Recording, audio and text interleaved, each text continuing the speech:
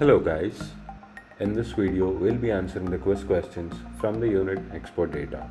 Export Data is from the module Data Management. So let's jump into the first question. The Data Export Service.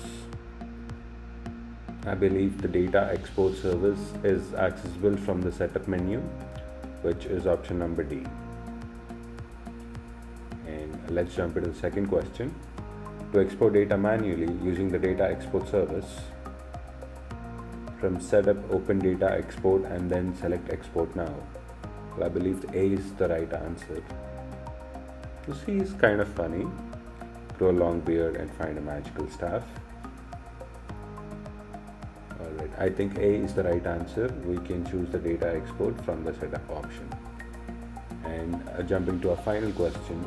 Data export schedule export option can be scheduled at one of the following intervals. Believe data export can be scheduled every month.